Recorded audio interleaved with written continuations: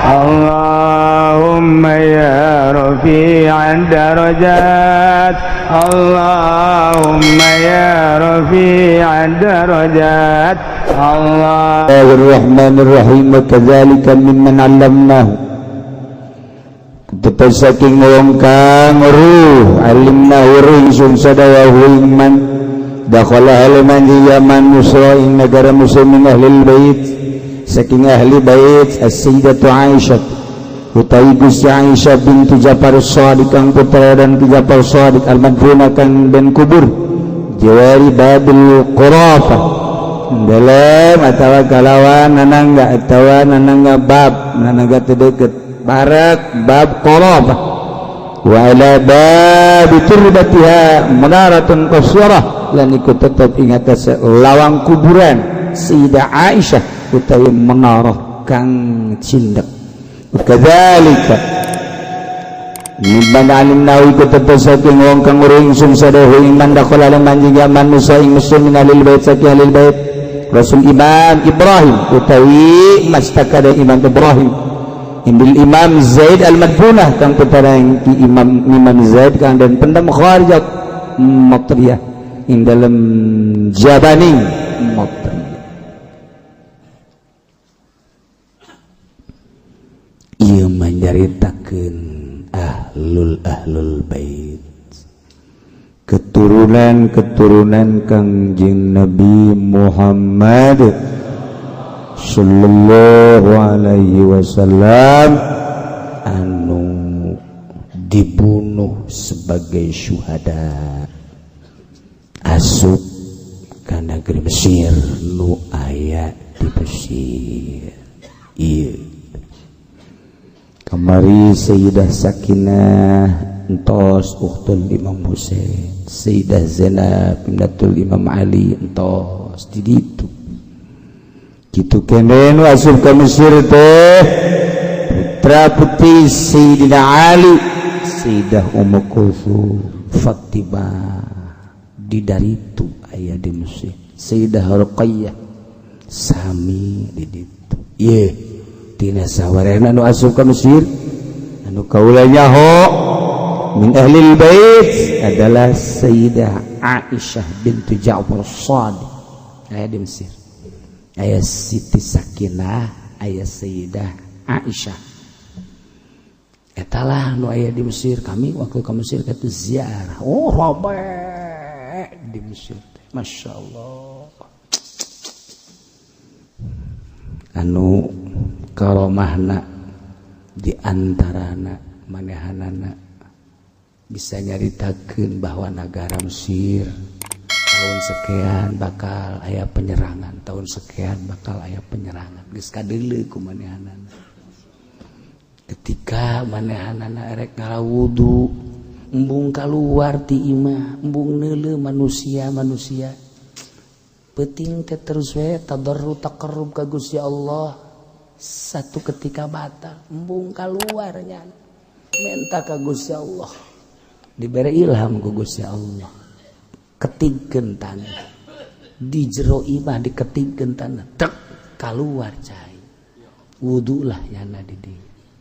Setelah wudu kemudian ditepak deui kunya sanggeus ditepak tetep aya muncar cai minta ka Gusti supaya dieuweuhkeun ieu cai dibere ilham moal eueuh ieu mah tanda penghormatan kaula cek Allah ka anjeun kajenkeun nyarahueun batu. Ayalah sumur Siti Aisyah. Masya Allah. Karomah. Di dunia lamun diangkat derajat diberi bintang. Bintang 1, bintang 2. Saya kertek pasti ke-7 ya.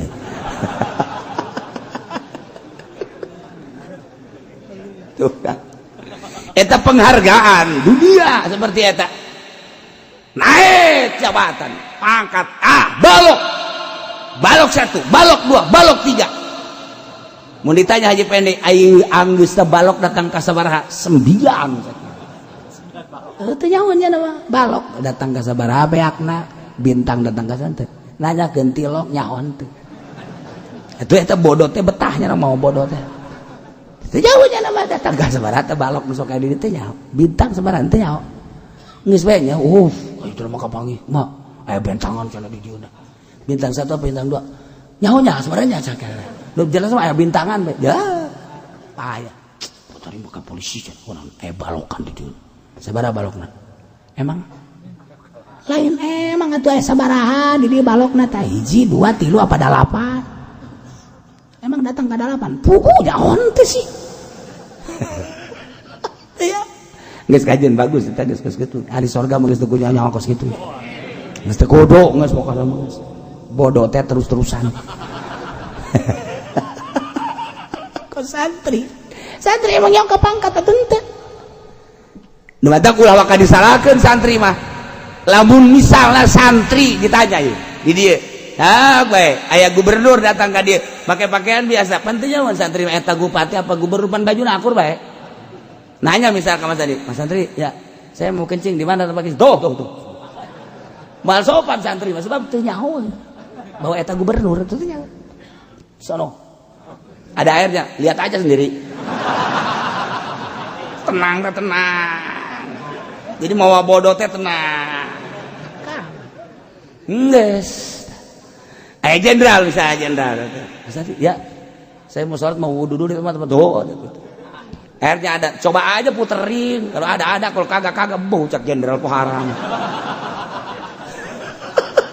itu jauh aja dah ulawa kamarah eta jenderal ka santri ulawa kamarah eta gubernur ka santri nanya teu sopan ngajawabna tuh cari aja sendiri tuh cari sebabnya teu jauheun pangkatnya lamun eta gubernur jeung jenderal mana seret itu anak kenapa tidak sopan masuk undang-undang tidak sopan emang ada sopan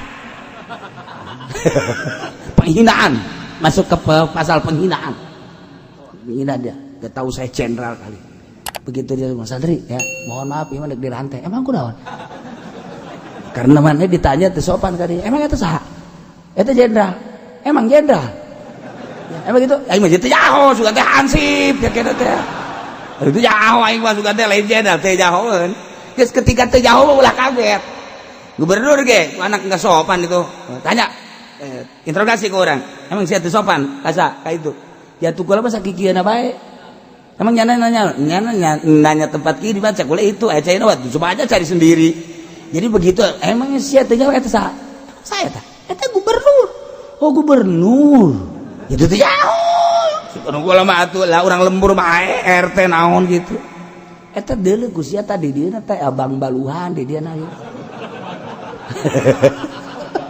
henteu kula teh deuleu teh tah jadi nu teu jaho mah kudu dimaklum nu mantak mun kadatangan kiai teu jahoeun pangkat kiai padahal wali nah teu menang kieu teu sopan sia ka wali teu menang kos kitu teu ke kiai harus sopan sama kiai nih kiai ini ya harus sopan antak Habib kadeuleu pangkatna handap ente jangan begitu sama Habib sembarangan aja begini juga turun Nabi dari mana kamu dapat agama dari Nabi itu tetesannya nih sama saya hormati dong saya pugu jelema teh jauheun ngan Habib atuh kasih tahu dulu saya Habib turunan Kangjeng Rasul paling cak anu ditanya teh kok Habib sih nggak pakai peci sih kan Habib nyuruh pakai peci jangan banyak ngomong loh ini mah urusan gua tapi yang penting gua Habib nih jadi kuari besok inget ka dongeng abah kula teh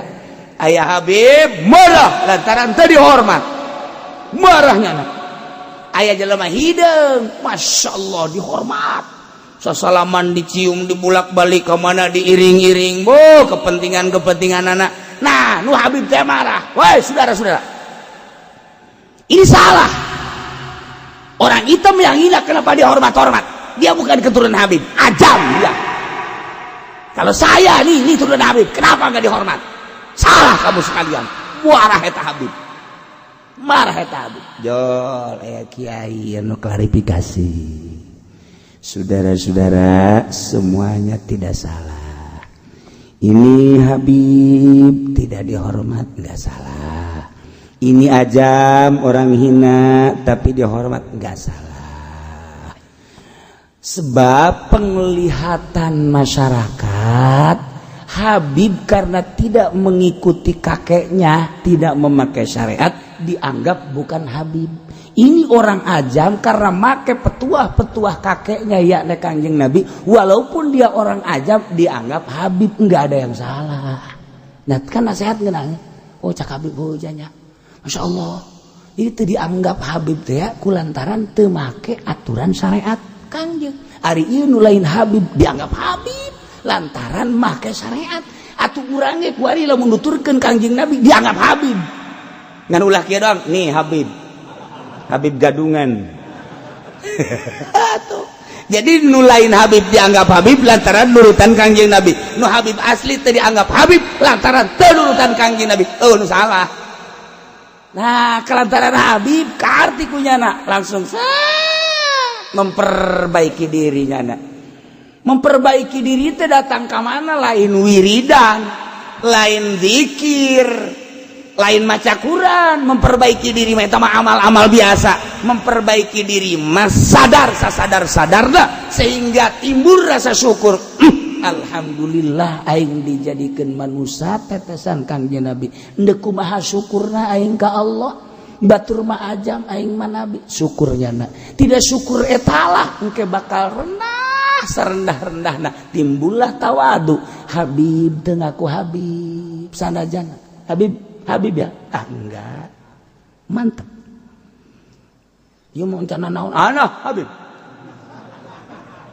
Aya maksud lain kecuali Habibna memperkenalkan teh maksudnya bagus. Ana Habib Muhammad bin Muhammad bin Muhammad bin Muhammad bin Muhammad Al-Ghazali.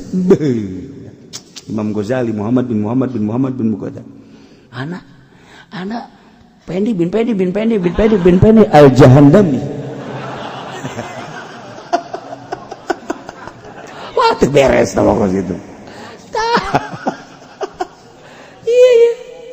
Akhirnya dengan cepat Habib mah tawadu, masya Allah berbalik kuari jelema nu tadi mencemoh Habib kuari Habib dipakai karesep lantaran geus tawadu dipakai karesep teh sana enggak kamari mah keur hayang henteu ketika jana geus embung jelema kabeh kanyana nyana geus embung kos kitulah kahirupan teh ketika urang geus embung jelema datang. Urang lamun embung karena dunia datang. Urang hayang karena dunia lompat. Tanu matak embungkeun karena dunia datang. Ah cenah aing ge nek embungna kudu bebeneran. Ulah aja embung semu-semu atuh dunia ge kabur deui. Apa segitulah. Masya Allah nu lain Habib dianggap Habib lantaran nuturkeun petua Habib. Nuturkeun mauizah Habib syariat anu dikembangkeun ku Kangjeng Nabi. Nu asli Habib dianggap lain Habib lantaran teu nuturkeun Kangjeng Nabi. Ulah kaget kos kitu teh. Nah, ieu keturunan Kangjeng Nabi nu aya di Mesir. Di antarana Siti Aisyah nu berkaramah. Masyaallah kan. Bintu Ja'far Shadiq. Ja'far Shadiq eta adalah cucu Uyut. Nah, iya mah anak Syekh Ja'far Shadiq ngaranna Siti Aisyah. Dikuburna di mana? Jawari Babil Qarafah. Qarafah teh kuburan di Mesir. Ala babiha wa ala babiha turbatun mudaratun wa ala babi turbatiha mudaratun qasyarah.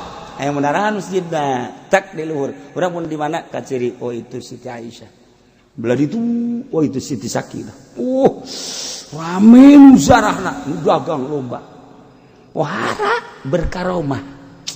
Eta teh Siti Aisyah anu geus narurut ketika naon bae nu dipake kahayang ku jana ucapannya sakecapnya waliyatullah insyaallah wa kadzalika kitu keneh mimman alimnahu dakhala misra turunan Kangjeng min ahlil bait rasul Imam Ibrahim bin Imam Zaid al-Madbuna Qariyat Matriyah sirahna wungkul ketika perang buntung huluna dibawa ke Mesir awakna buyak cacang-cacang sirahna dibawa ke Mesir syuhada min jumlatil syuhada teu kaget para habaib mah ketika perang paeh dicincang teh geus biasa ti luhurna si kitu Said Husain tek kuhuna dipotong.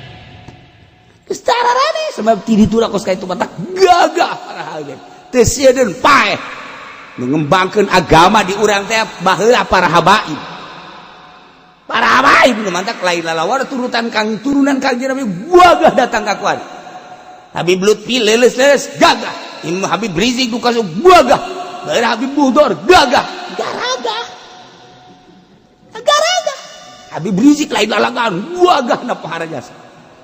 Habib Buhdor eta kan udah bala cicing tadi dia Habib Buhdor. Di dia cicingna. Satu ketika nyana kan ngayakeun pengajian sababaraha lembur di samping dakwah. Nyana balik penting mantes ceramah. Kemudian teu kuat jasa ieu, teu kuat matana teu kuat. Tunduh jasa. Nyana kan nyupiran sorangan. Masyaallah minta ka Allah. Ya Allah ya Rabbi. Saya ini udah enggak kuat tapi saya pengen sampai ke rumah sekian nanti ya. Karena di rumah banyak pekerjaan ibadah kepadamu ya Allah. RPS dilepaskan mobil datang seorang. Itu apa motor ngantu menang di beja-beja bayar itu. Jangan. Lumpang seorang. Ente coba ngajajah. Hayangnya coba. Jadi pendi misalnya. Aduh nurutan Habib motor, hadiahan Habib motor. Ya Allah ya Rabbi. Abi ngantuk kieu tapi hayang geura dagang kan ka ieu mah. Lamun isuk-isuk teh datang kan ieu dagangan hok. Rek dilepaskeun bae set. Isukna inna lillahi wa inna ilaihi rajiun. Telah pulang ke rahmatullah. Udah saturut-turutna. Eta lain lalagaan Habib motor. Masya Allah geus boga Habib Tohan nu baheula. Bisa kejar-kejaran jeung polisi.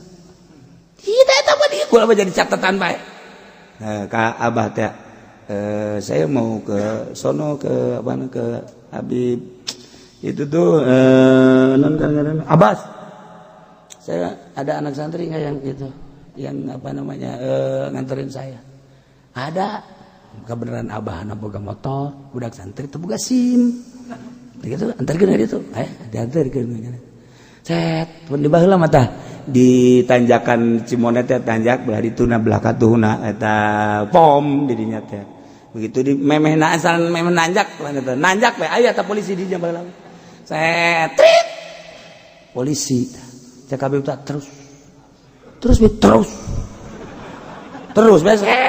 polisi kan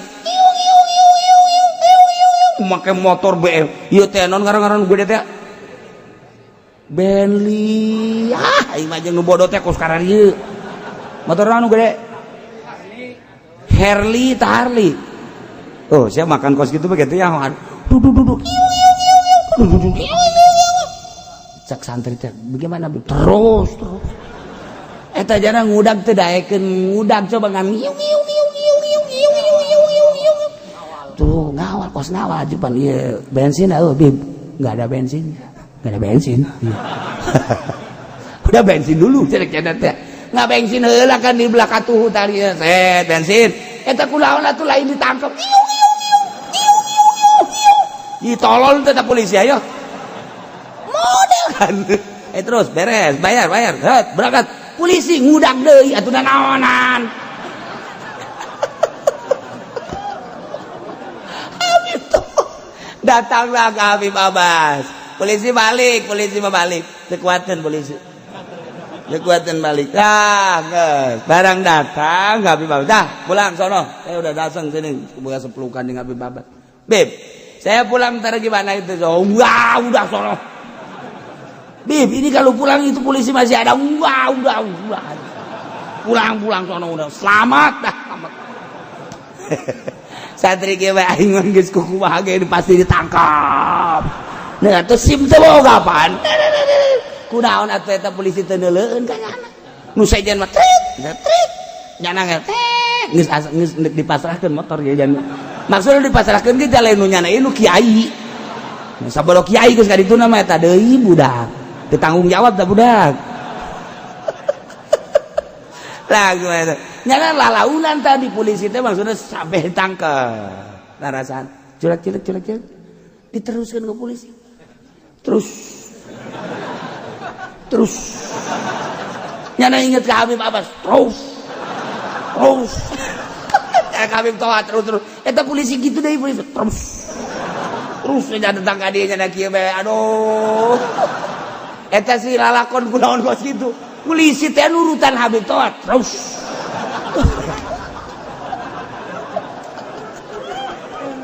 Urang lamun nyaritakeun para habaib anu geus deukeut ka Allah pohara. Nya nama asal geus deukeut pohara. Dibere karomah teh tah lamun polisi dibere bintang eta penghargaan. Wali dibere penghargaan karomah. Ngan teu meunang diayang-ayang, karomah teu meunang dipermainkeun. Nu mantak kadugalan teu bisa pakai perang, teu bisa. Teluh teu bisa pakai perang, teu bisa. Teu bisa tama jang atraksi doang, sulap teu bisa pakai perang, sulap. Dikir-kir jadi manuk. Eta tadi sapu tangan kok jadi manuk sih?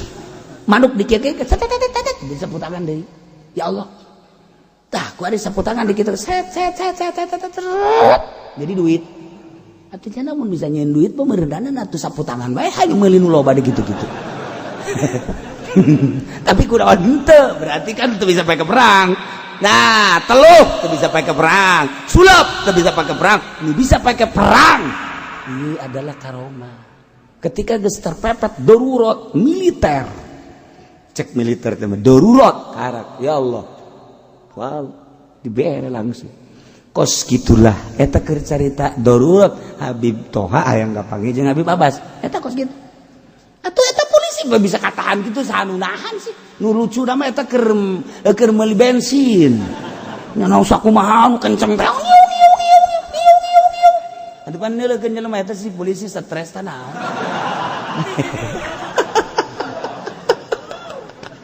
Lailah ahli-ahli bait teu aneh perang diharapnya nama nu kuari perang di Baghdad nu kuari di Suriah eta adalah keturunan zuriat Kangjeng Nabi Muhammad sallallahu alaihi wasallam ngembangkeun agama di urang zuriat Kangjeng nu mantap kukula mah dicatat bae ketika Ahok kakarak naik jadi gubernur catatan di jero hate kula nu mantap nyeri kula ieu kanyana emang naon tah ketika manehanana debat tegas ketegasannya nak dilawankan ku Habib Rizik cek ada teh atuh kenapa itu Habib Rizik Habib kalau nggak betah pulang ke Arab nyeri tak kula adalah Habib Rizik na para aulia Allah ngembangkeun agama ti Arab ana minal Arab cak Kanjeng Nabi sia ngusir-ngusir katulah sih bener bae ge ulah sambarangan.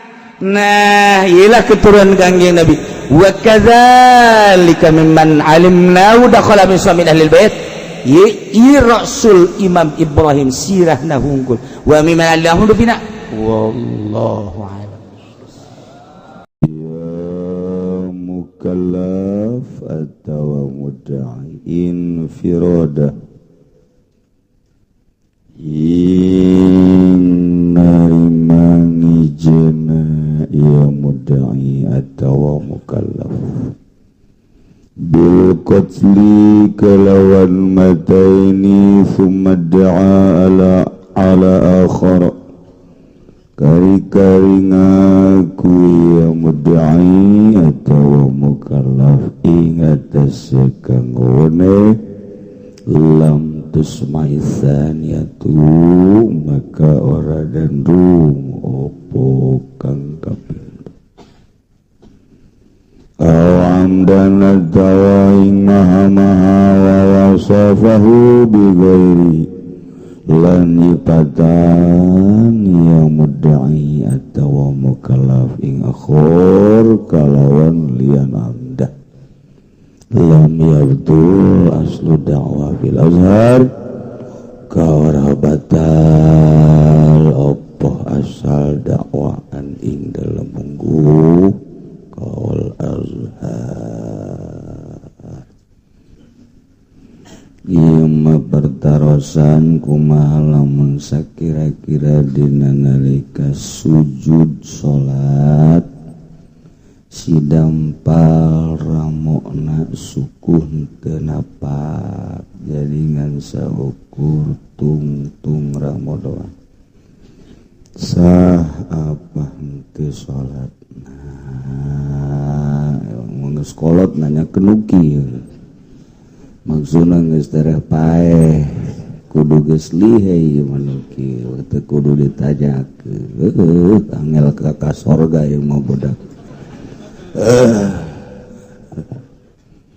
Sujud ayat 7 hiji tarang, kedua dua dampal leungeun, ketilu dua dengkul. Jadi seberapa 4, 5.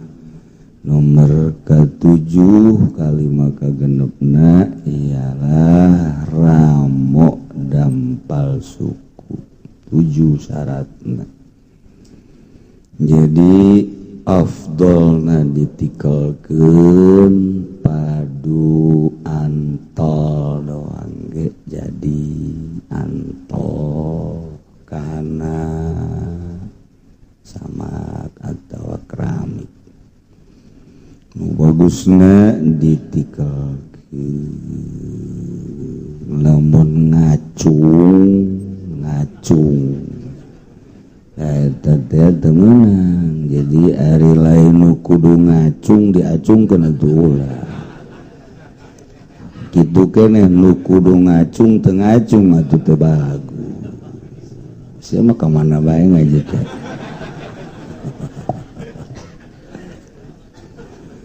Haju ngamamumna kumaha kajal teh naon ai antol namun teu antol teu sah.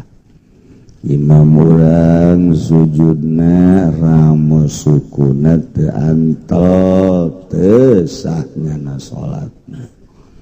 Anu teu sah salatna atuh ngamakmum kanu teu sah salatna atuh teu sah kabehan. Antak milih imamna nu bener, nu mondok imamna. Ulah nu sakola sanawiyah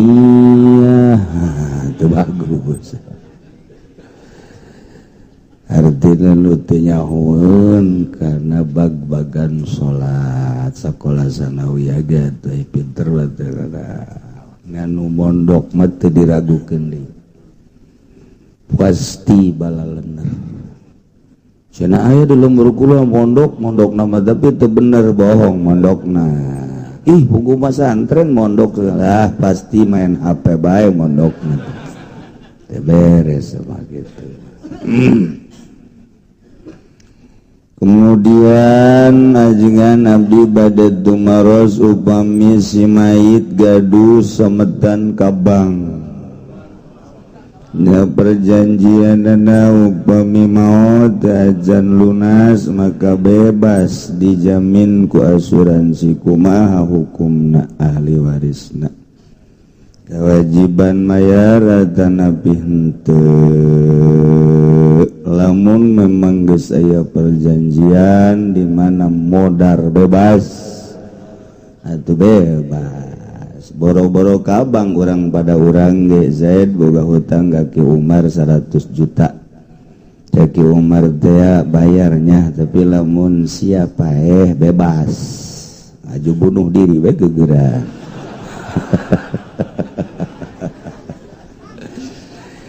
Eta teh taklek ngaranna ngabebaskeun ku cara paeh teu bebas.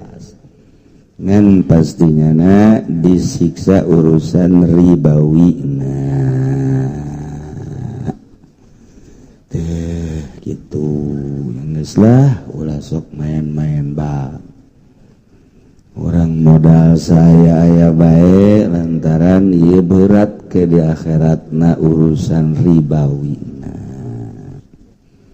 kajen teuing urang rada mararat asal babari sakarat. Ulah cek urang gunung aing mah kajen teuing hese sakarat daripada mararat blon eta budak. Ulah urang mah nu penting mah aman di dunia aman di akhirat. Inu mantak ngaji ge ngeureuk ngalempeng awak supaya sesuai jeung syariat. Hari embung bener mah teu kudu ngaji cara pamarentah. Pamarentah telok ngararaji, embung bener eta ngaranna. Mana coba PNS nu daek ngaji. sabara ratus PNS Tangerang be Kabupaten Encan Kota Madia nu ngaji ngan sabara ese berarti kan embung bener nyana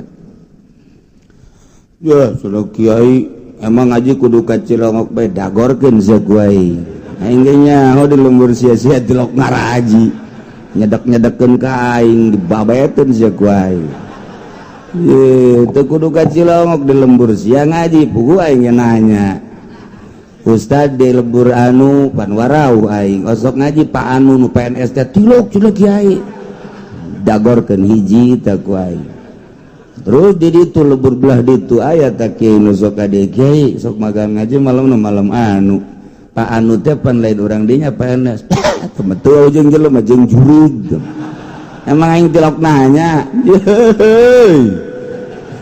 tilok garaji PNS memang hangka neraka jahanam nya mah ayo sia keur mah gajina teu beres korupsi terus ngaji tilok aing lapor ke malaikat Malik seret lik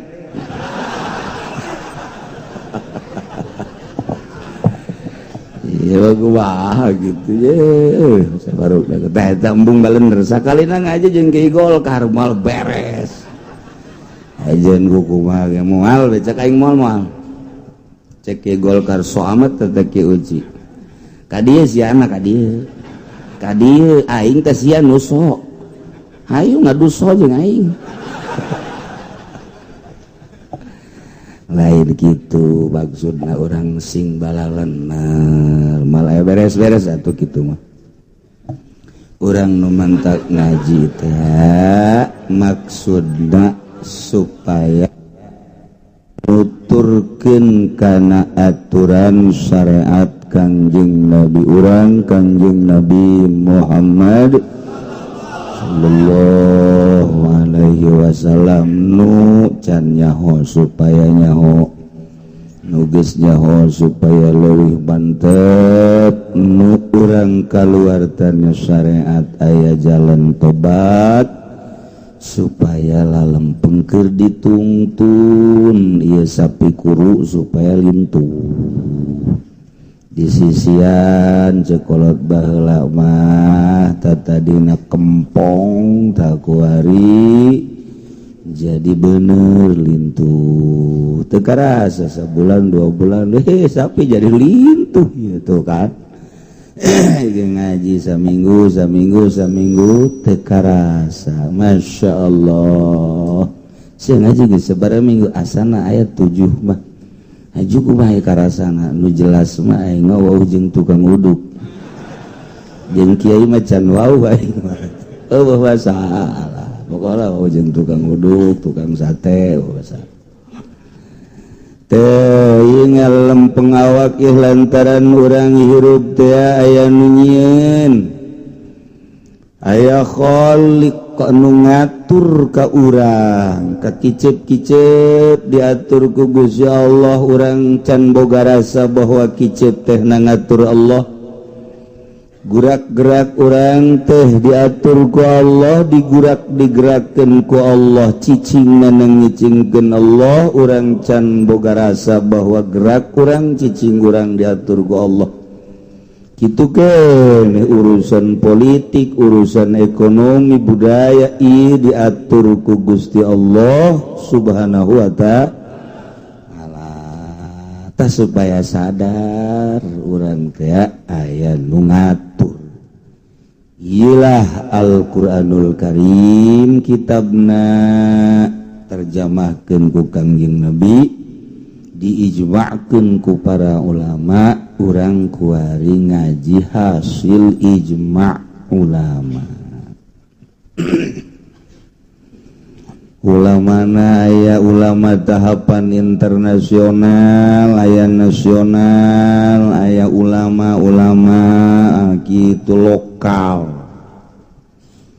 ulama anu internasional sepanjang masa mujtahid tuluy ka dieuna ashab-ashabna ka dieuna pentakil penukil cara Syekh Nawawi kabelah diana pengamalan-pengamalan anu konsisten cara guru-guru urang teka luar ti aturan-aturan syariat guru urang menang ti kitab langsung qadituna mujtahid ti sahabat ti Kangjeng Nabi langsung ti Gusti Allah. Ulama-ulama nu kuari di dunia keur meujeuhna dipotesan ku Yahudi ku Nasrani melalui berbagai cara, sepuguh di perangan, sepuguh di loloh, didatangan deui ku ISIS, terus lantaran dianggap ulama ieu ngahalangan karena perjalanan Yahudi jeung Nasrani. Nuwentak urang mah kuari masih keneh luar biasa bersyukur ka Gusti Allah Subhanahu wa taala bisa ngadengekeun bahasa-bahasa ulama, bisa diu kamari jeung ulama turunan Tuan Syekh Abdul Qadir Al-Jailani. Urang dicatat ku malaikat belah dieuna, disaksian ku urang-urang belah dituna mana ngagerakeun Allah. Geus di Baghdad, di Yaman, kemudian atuh di Palestina geus datang, kemudian kamari di Turki, di India. Ya Allah, muji syukur urang ngahaja-haja maka India mahal. Jeung deui deuk naon atuh urang ka India? Wow teh jeung si Damendra we hiji. Wow, deuk daon urang ka India ka ditu. Ai kitu manyanana datang ka dieu, alhamdulillahirabbil alamin. Kitu keneh ka Turki urang mah jauh rarasan tapi nyanana datang dicatat ku malaikat. Lain jelema-jelema laleutik teh siga hade. Lantaran anu bisa ngabongkar kitab-kitab karangan Tuan Syekh Abdul Qadir Al-Jailani anu disekap, dipatikan, disekap di Roma teu meunang kaluar dikaluar. Ternyata horenganan paus teh nu mentak kadeleuna rapi menang nyokot akhlakna tina tafsir Al-Jailani. Batur nariru urang mah wauh ge henteu ka kitab. Dina ayana hese macan. Mondok henteu naon teh tuh. Deuk kumaha macana tapi barang aya disebar ka mana-mana bener. Luar biasa. Tah jelema nu manggihanana lain eta bae sababaraha kitab nu alhamdulillah ayeuna geus dicetak-cetak kuari geus disebar ke berbagai negara anu tadina urang sakadar dina kitab bae kitab Tuan Syekh anu kuari mah bisa dibuktikeun aya kitab. Jelemana langsung deui ka dieu istimewa pohara zohir nama kadeleuna biasa baik, padahal mah lain lalagaan, lain jelema sambarangan, boga sejarah masing-masing ti leuletikna keneh. Urang mun ngadenge sejarah leutikna bakal tercengang.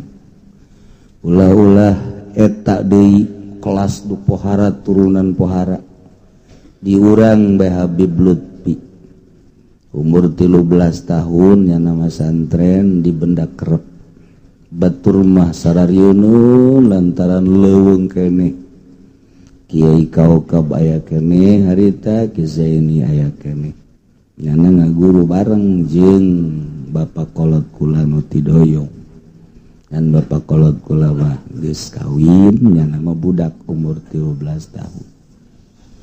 Etanya terus sakitu leuweungna zarah ka makom kaluhur kaki muslim nu batur teu berani mun peuting tapi nya nama zarah sorangan diulah ku kabehan ge saha bae santri zarah ti peuting ulah lantaran osok aya maung di dinya mah kuari ge masih kene mun urang sorangan di benda kerep kaembe ku maung kadang-kadang datang maung ka dieu tapi Habib Lutfi umur 17 tahun teu beunang dicara ziarah bae ka dinya bener maung datang sasalaman tuh ente lamun ngadengi dongeng model kos kitu pan haram lain jelema biasa berarti kos kitulah Habib Lutfi umur 13 tahun bae geus kos kitu urang mah umur 13 tahun teh mulai ceurik hayang HP nu rada bagus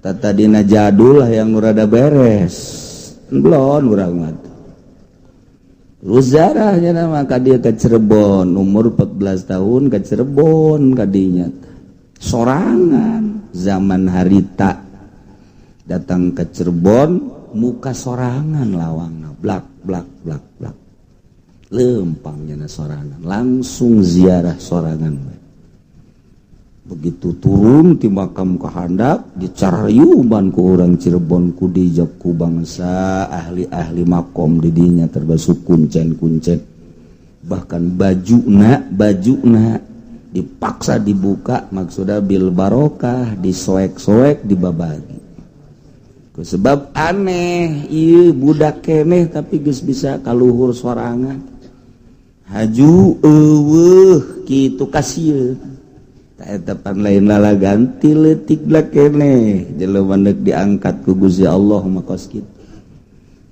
karesepna berbeda jeung urang mulai kabelah dieuna cerdas da pohara jasa sampai sababaraha kiai ngaanehkeun kana kacerdasan Habib Lutfi urang can nyaho dongengna bae nu mantak urang asa biasa-biasa bae lamun urang nyaho dongeng nu mantak getaranana beda kajeun kukumaha kabelah dieuna nyumputkeun pangkat anu aya di jero hatena nyana berlaga seperti artis main piano ngagitar padahal di hate ngan nyumputkeun hungkul embung di udag-udag jelema eta gaguar di mana bae di udag-udag lompat mentak kamari sabada urang India ka dieu malam rebona ka dieu kamari pas kitu Syekh Fadil ka dieu malam rebona jam 9:30 ka dieu ngobrol jeung kula sampai jam 1 balik benehanana jam 1 langsung ke Jakarta embungeun nyana di udag-udag jelema ngobrol kadang-kadang teu kaharti atuh urang ngadengikeun nyana bae pokona mah jan teh atuh boro-boro jeung Habib Lutfi jeung bandar ge teu kaharti kumaha jeung Habib Lutfi atuh eta ngobrol dalam geus caritakeun ayat pan pohara jasa cerita wali eueuh teu nyaho di Turki anu di India anu terus nu maot nu hirup keneh urang melinggak bulu mun ngadengkeun Habib Lutfi carita turunan-turunan mun aya jelema nyaritakeun turunan ti anu teh nya nyahoan bohong eta nah jelema nyaritakeun turunan ti anu bidadu bohong nyahuan kabohong turunan pan urang mah hese tajal gitu pajar bener bae iyalah Habib Lutfi urang coba ge kadengekeun coba jana mun nyaritakeun silsilah wali-wali Allah sadunia nyaho kabeh sadunia lain lalagaan nyaho ka persis Gus Dur kitu tah ieu nyana jeung Gus Dur teh babaturan jasa eta kudu nyaritakeun boro-boro naon gitu ngaranna lain-lain heula di urang bae Habib Lutfi geus teu katotor lalakonnya unggal bae lelempangan bae Jakarta Pekalongan Tegal Semarang Surabaya kayak ka Banten kumaha hayangnya bae kumaha kahayangnya bae seperti aya nu nita-nita nyana mapad lamun deuk umroh ge bebeja heula ka Kangjeng Nabi maksudna ieu kula umroh taun ieu meunang teu ulah cek Kangjeng Nabi lamun deuk umroh deui ulah lamun deuk ka mana tuh kira-kira zarah ke dituduhkeun ka anu coba eta deuk kumaha urang mah pan lamun endeu ka mamanan teh bebeja ka tangkal beringin pan urang mah tuh. Aja nyuguh pan bolon eta kos kitu. Ya Allah ya Rabbi aya kene balah Syekh Rajab Surya. Syekh Rajab Surya istimewa jasa. Nyana ahli thariqah dunia nyana. Kapanggih di Madinah ngimpi jeung Kangjeng Nabi. Di Kangjeng Nabi di sisi aya kursi kosong. Jelema ribuan dina impianana. Syekh Rajab langsung kadinya teu kebel celek aya nu diuk digigireun Kangjeng Nabi. Ditanya saha anjeun? Kaula Lutfi. Minen di mana? Indonesia. Masya Allah. Taetalah Kangjeng Nabi ngarendeng jeung Habib Lutfi kaimpi ku Syekh Rajab Surya. Langsung hudang sare meuli tiket Indonesia yang kapanggih jeung Habib Lutfi. Langsung meuli tiket berangkat ke Jakarta. Habib Lutfi geus nungguan saha nu ngabere nyaho nya nande ka Jakarta. Kos kitu coba emang ente. Ya, jelema gede luar biasa. Tapi ya Habib Lutfi rindueun bae ka dieu aneh. Ka dieu teh rindueun bae nyaho ka saha meureun nu dipake ka rindu. Asana Haji Pendi muasalah. Ieu muasalah ieu. Masya Allah. Ulah ka diaminan nyaho henteu. Ja unggal ka dieu tilok ngomong-ngomong nyana. Sugan nanyakeun itu jan teu dina ayana atuh teu rindueun deui. Berarti lainnya nama meureun heula Haji Pendi asa heula kadal we kitu. Ya Allah ya Rabbi taeta sabaraha kali kan ka dieu. Model ieu ge cek jana 2 minggu ka tukang mulai ti 2 minggu rindu hayang ka dieu. Padahal kula ge boga kejadian 2 minggu ka tukang ngan moal beja. Sepas kejadian kula 2 minggu ke tukang nyana gegeran nyana perasaan hayang ka dieu. Begitu kula diomongkeun seuri paingan tuh. Jadi nyambung. Kos gitulah jelema-jelema ahli Allah Subhanahu wa ta'ala. Lamun eta turunan Tuan Abdul Qadir Syekh Jamil kitu ti India ka dieu dititah ku Kangjeng Nabi sarua Syekh Fadil gitu. Syekh Fadil teh boga impian dirahasiakeun kok kudu datang ke Indonesia. Sanggeus datang ke Indonesia kapanggih jeung ieu mantap urang alhamdulillahirabbil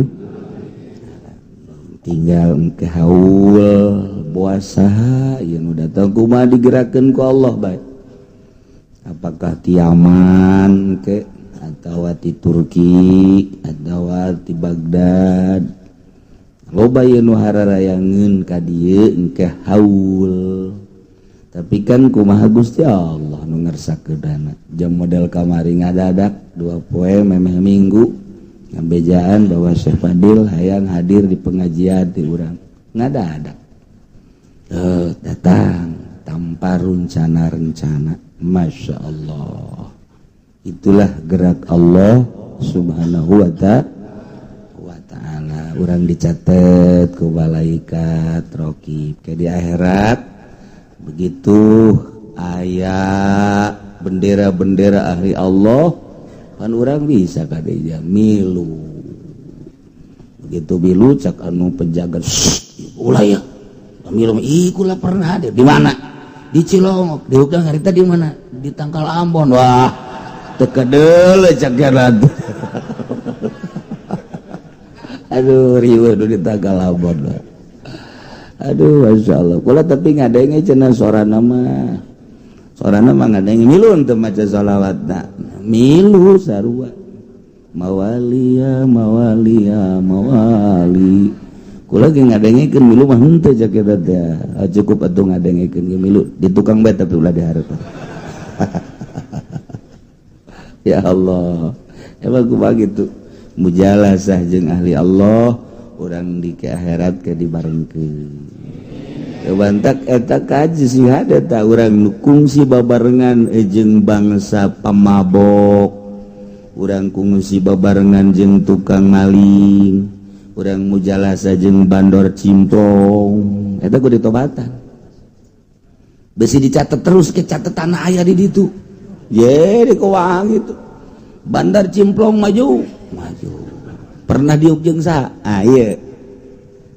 Ya Fendi pernah ieu cenah sakeureun. Ye sembarangan bae. Tetep bae diilukeun bae pan ka ditu. Teu puguh teu karuh. Itu bata kula salah diuk si gade.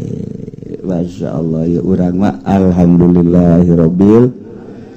Kajeun geus HS bae ge nu penting diuk bareng.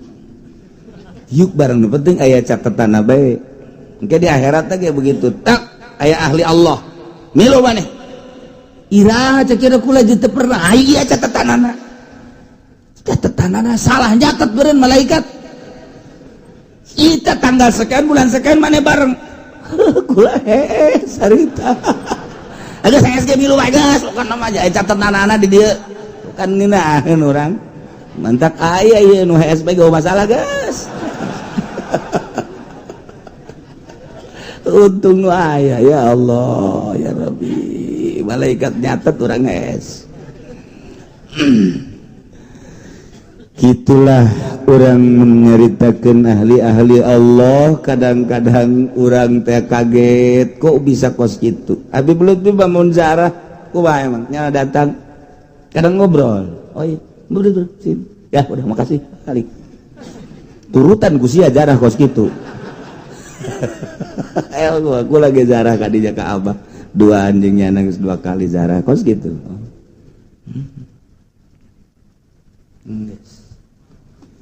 Pertama ditanyakan Bib itu begitu-begitu apa? Serinya nak.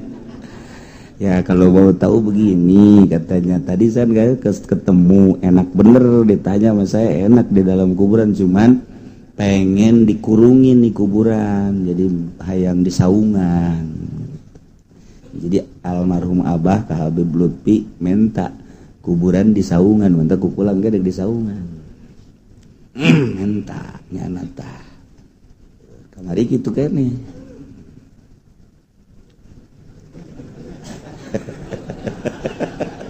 anu di luar naon cenah eta atuh bukan sia gak juga di luar teu nyawa jarak kos kitu sugan maca naon anu teu kos kitu bae geus jarahna cenah mah ka mamana ge kitu bae. Kayak kadang-kadang diuk bezara ngopi itu jarahna jana mah orang sakaur can kapanggi atuh ditungguan kayak geus kapanggi ka harap hese da jarah kos kitu mah urang mah lain kelas saja diturutan pan kuno totorekatan urang balik bae lah emang ukur eueuh ka mana emang keur ondangan manya wali ondangan dagor gede abak tuh aduh budak Sohibul Makbar kondangan kamana ka gubernur jarah rauh budak Masya Allah tanya deh kula Bib apa itu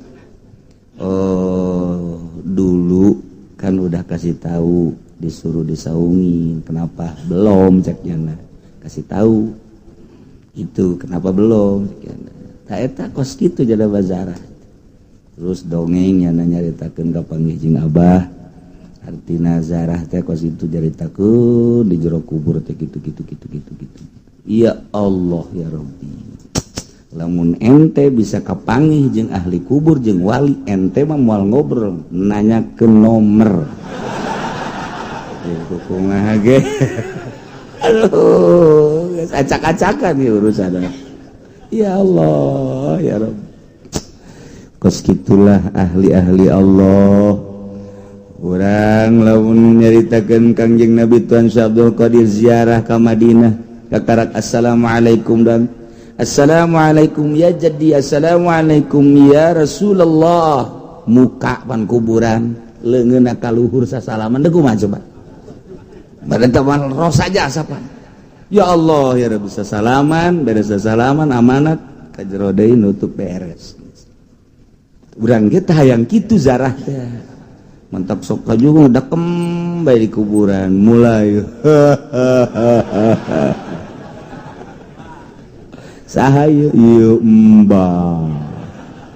Mbah nu ti mana? Mbah nu ti Gunung Karang datang ka dieu. Mbah mah sadiakeun kopi pahit make gula bae. Tolol ieu si Mbah. Aya kopi pahit make gula.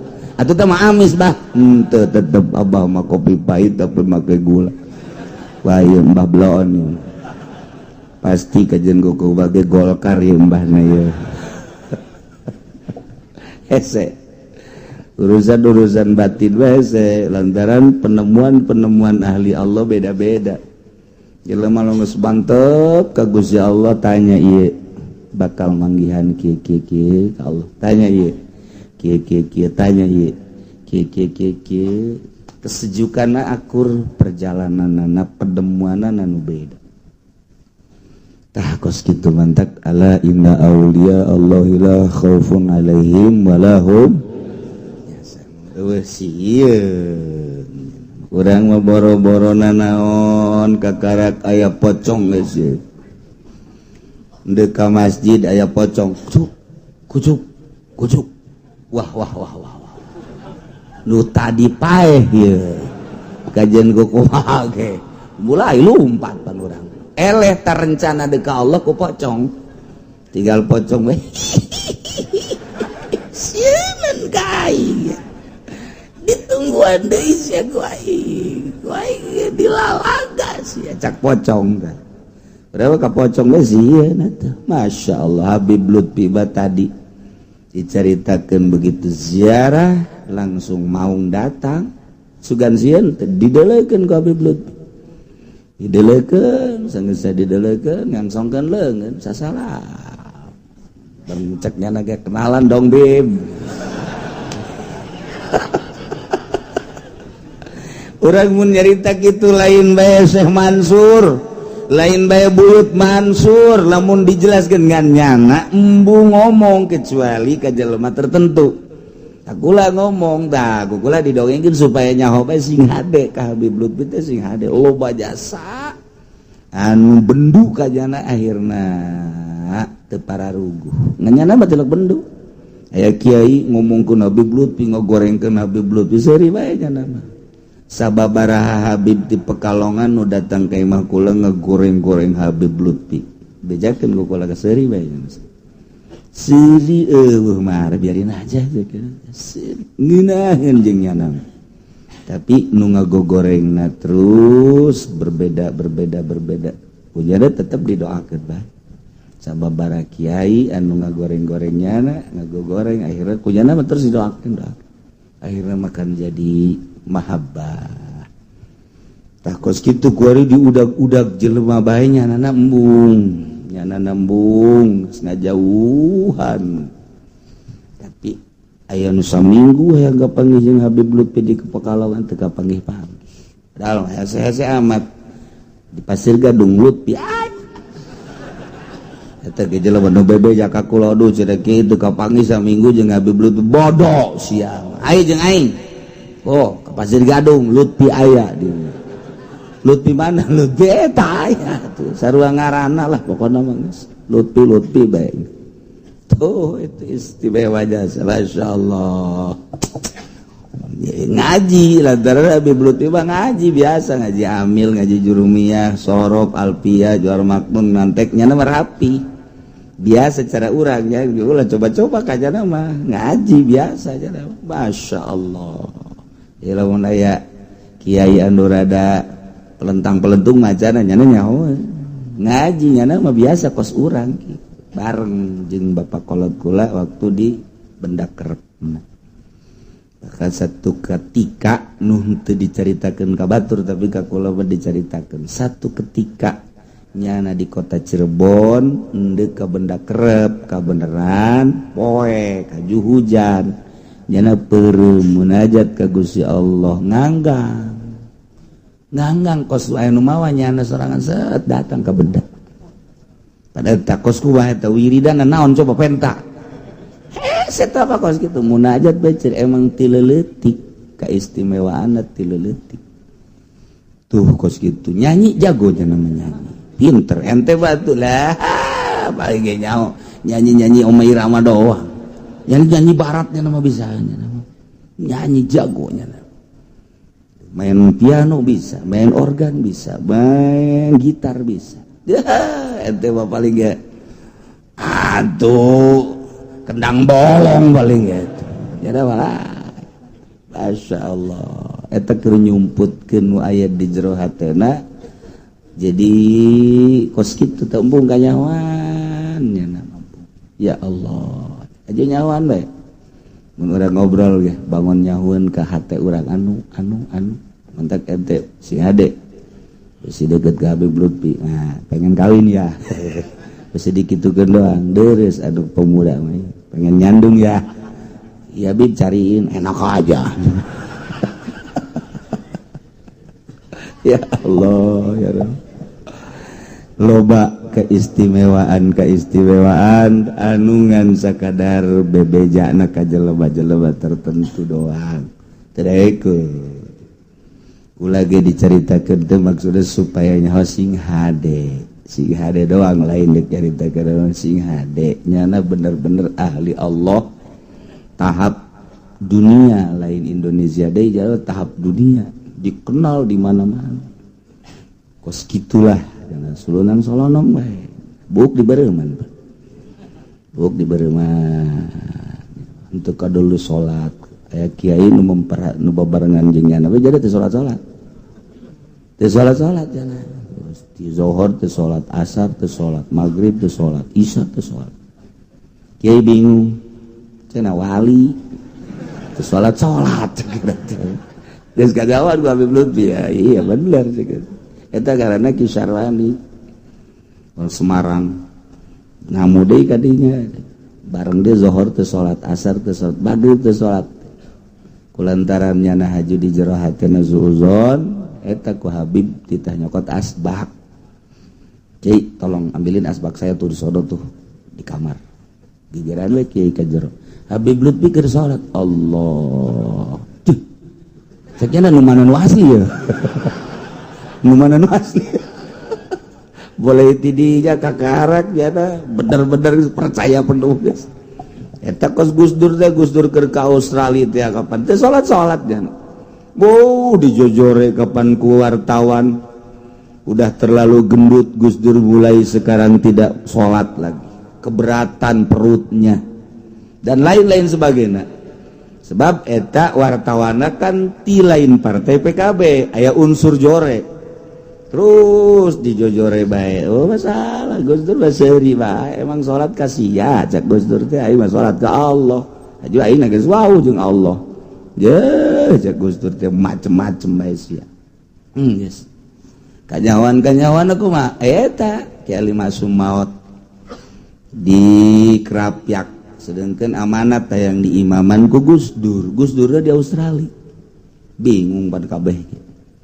Waduh dia telepon masih di Australia kayaknya geus jam geus menunjukkan kudu diberangkat ke di bait geus bae kabeh dararangtung siap nu dia barekal jadi imamna geus disiapkeun pas geus darangtung siap mulai Gus Dur datang. Waalaikum. Gus Dur datang kan tuh baris udah enak cek Gus Dur udah berdiri semua. Jadi hanya tinggal karep ya Allahu Akbar coba itu kumaha. Ayo Masya Allah eta kos kitu teh hararese urang caritakeun Gus Dur teu kaharti. Bari Habib Lutfi loba teu kaharti Habib Lutfi. Teu salatna masalahna. Ieu urang bisa nurutan kana teu salatna. Watak dujeng nu bodoh mah berat atuh berapa ya Allah ya Rabb. Aja teh kanyahoan ku wartawan sampai wartawan teh wartawan menta hampura ka Gus Dur. Naon sababna lantaran kanyahoan ku wartawan Gus Dur di hotel aya ternyata dihandap di hotel lain nu loba naon ngaranna bangsa Indonesia ngimaman di dieu. Karak wartawan gideg bulaan deh ahli-ahli Allah mah tak besi kadeuleu ke haji pendeta salat talian talian bae eta mah geus lah Masya Allah arara deh ahli Allah kos gitulah tiba heula ahli-ahli Allah mah didele ku lain makom nama aneh didele ku lain pangkat nama kos gitu tapi urang sieun jeung dukar itu teh sieun kajian kuku wage sieun bae nya nama sajajar bae jeung jelema leutik pertengahan jeung nuluhur akur bae eueuh sekat-sekat sebab zahirna doang jeung urang batin nama jeung Gusti Allah Subhanahu wa ta'ala aya di urusan melalui syariat hayu teu daek sabodo kos gitulah para aulia-aulia Allah Subhanahu wa ta'ala cintakeun urang ka Kangjeng cintakeun ka para sahabat cintakeun ka para khulafaur rasyidin khususnya cintakeun ka para aulia-aulia Allah Subhanahu wa ta'ala cintakeun urang ka para ulama-ulama salaf ulama-ulama nu ngamalkeun ilmu abeh ke di akhirat urang disakompet daunkeun dihijikeun jeung ahli-ahli Allah Subhanahu wa ta'ala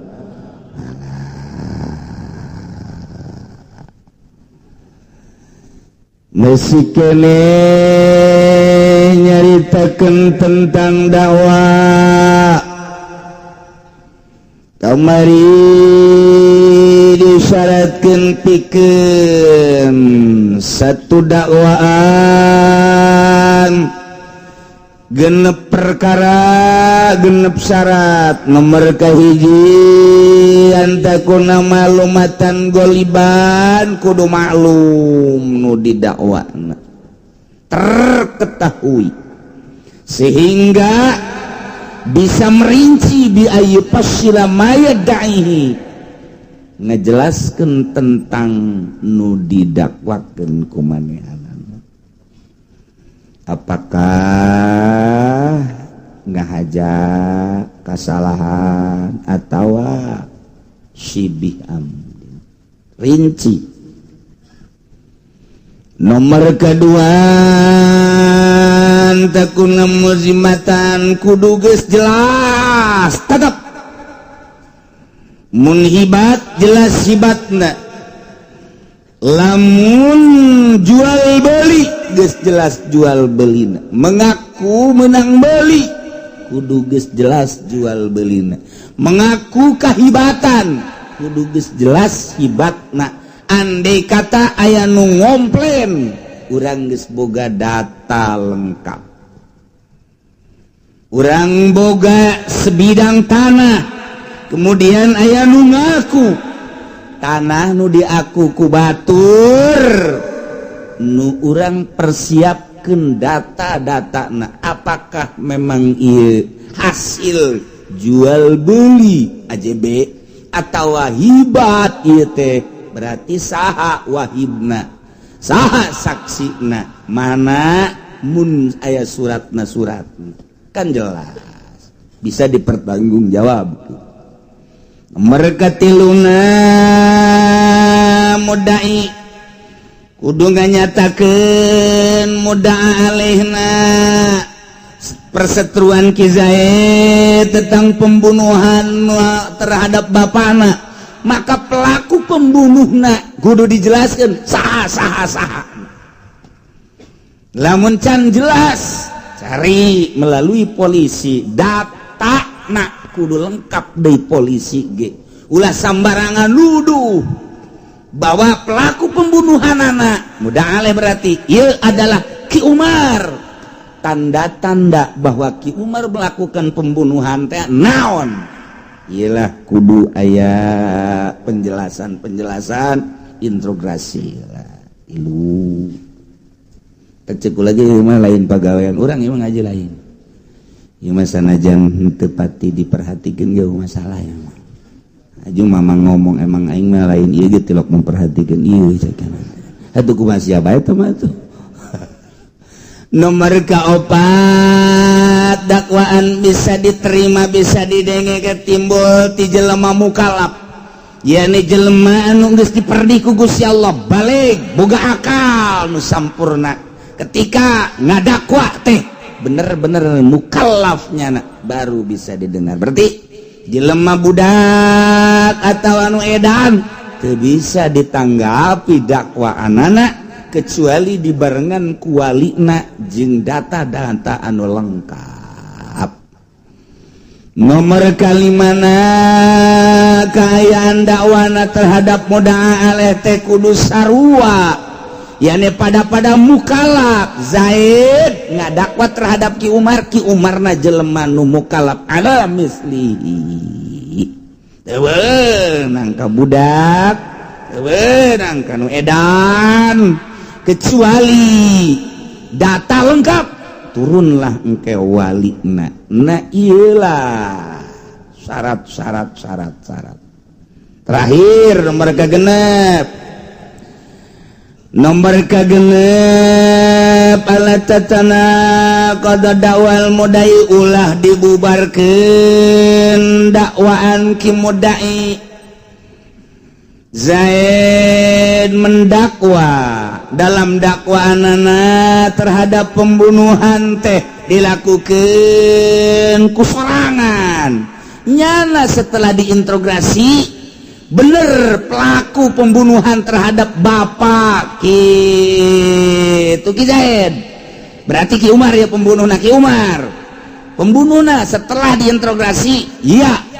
Nyana ditanya ke polisi, iya ngabunuh teh aya rencana apa henteu? Hiji tah cek nyana memang aya rencana. Dilakukan kusorangan apa berbarengan jeung batur? Cek nyana kusorangan. Pengakuan awal bahwa nyana merencanakan pembunuhan, nomor kedua dibunuhna kusorangan, terimalah ku hariku hakim. Nah, setelah diponis nyana ngabubarkeun pengakuan tersebut. Iya kan pingplan jelema kos kitu teh.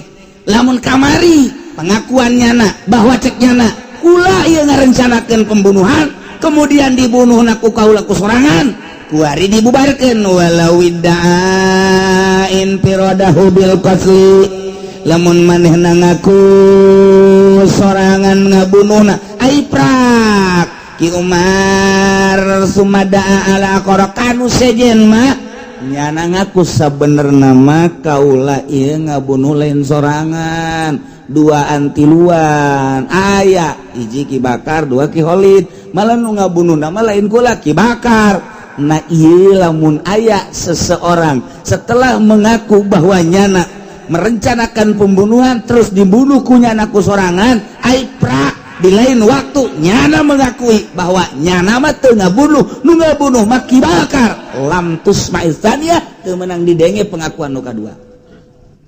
Tuh kos kitu nya. Ngaji hese mah. Cek urang aja ieu mah ngaji hese mah. Hese emang nu babari jeung ngaji mah. Hese kabeh. Hese teu komo ieu mah datang di dieu mah tak aya nu ngomong ka kula. Kiai mah ngajina haju di dinya bae teh cenah bab cai heula, bab wudu heula atuh datang-datang di dinya. Ai sia ngajina ti iraha. Di minggu kamari buadot. Atuh ngaji geus tere tamat sia karak datang teh dengekeun wae lah man. Kege balik deui ke bab cai, ke wae bab cai sia mah teu ngaji deui ke. Ya Allah, ya Rabbi tuh kan gos gitu. Ieu keur carita soal jinayat, soal pembunuhan. Kadituna ge sarua bae. Soal aku mengaku, engke panjang kadituna.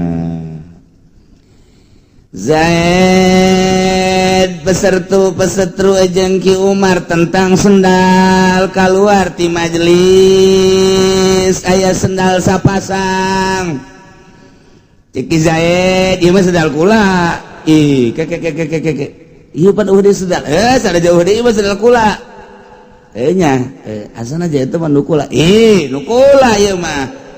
Geus atuh ikos kitu mah. Tah, geus mengakui nyana bahwa eta teh lain nu nyana. Kudaon isuk menyirinting eta sendal nu kula sebenarnya. Tah eta kamari mah geus seueuh lain nu kula kuari nyana ngaku. Ieu perlu diperhatikeun pengakuanan. etalah bermasalah kayak bawa ke meja hijau kumaha cara menyelesaikan atau apa dagang-dagang cek Zaid ieu mah sendal kula kajen ku ieu cukup mah ruaing ieu tah deuleu tah dihareutna tah disonghekan ka eta ku kula tah ieu teh ciri ieu teh nang nyonghekan kula heuy cek jalan teh ieu mah kula nu kula ieu mah lantaran tah di tukangna dicirian ieu kula meuli na ge di warung anu yuk urang ka warung anu nyahun nya anak kula meuli di dinya Zaid ngaku ka eta sendal capit Umar ngaku ribut geus pokona urang datang ka kiai bae ayo datang ka kiai naon cek kiai teh datang ka deui ieu masalahna kula turun di masjid aya sendal sapasang cek Zaid ieu cenah nu kieu cek kula ieu nu kula kajen kumaha gimana nu kula mana sendalna iya coba majenan tadi kiai majenan ieu mah jang kiai belah rapi tak kiai kos gitu tah mun teu majenan mah moal cek kiai mah majenan geus lah baralik we ka ditu kiai Golkar blon eta kos gitu lain diputus dipentah tinggalnya we baralik urang kos begonya cek datang ka kiai aja urang teu baraka sendal cek kiai kos gitu blonnya atuh emang kiai urang mah blon cek lagi ngarobrol bae ngeblon-blon kiai lain diputus pada eta kos gitu nah kuduna mah diputuskan ku kiai setanya datana ieu lengkap tanya deui kelengkapan kedua kayak kalau ieu aju pan teu naon gara-garana al yamin lil mudda'i sumpah wal bainah lil mudda'a alaih geus komplit kabeh ge ieu ya lantaran ieu kuat ampurannya ieu mah sering sabeula ngamang ieu geus ieu kula make sabeula cenah hese amat ieu ge kula cenah make sabeula padagang-dagang maju menang sabeula kitu kaayana dibikeun bae geus ka kiai deui pada menang ya Allah ya Rabbi. Sendal mah deres mun samping hiji ieu teh di aku kuduaan ya siap gunting ka dieu mah eta ieulah coba kumaha tentang dakwah mendakwa rame ialah lamun di negara urang negarana bentuk khalifah atau bentuk negara Islam urang ngeunaheun make aturan Al-Qur'anul Karim kajeun geus di negara demokrasi ge asal demokrasina bener-bener murni harapan bangsa Indonesia dipimpin ku Jokowi boh bakal ngeunaheun kabeh berharap kakarak dek mulai doang harapanana bensin naik mulai cemas masyarakat terus presiden urang kos kieu amatnya bawakeun golok bae gitu ku urang itu jeung pacul masula naon titah belusukan nyana tuh gonggorong tuh diteureut teu jalan caina cenanya sok bisa ngabenerkeun gonggorong talian nyana bawa ka dieu kita ngabenerkeun gonggorong-gorong tapi nu jelas emang dibalik belusukan aya muatan anu memang geus direncanakeun di jero hatena sebab naon sebab rincian pakar ekonomi tentang bensin walaupun tidak naik pun masih ada kelebihan sekian persen mun gugula dicaritakeun bakal kaget tanpa naik pun masih lebih sekian jadi ku ditaekeunana ieu boga rencana naon tah eta mantap kajukulah hayang jadi presiden ieu masalahna eta dek 2 kali lipat ku aing ditaekeunana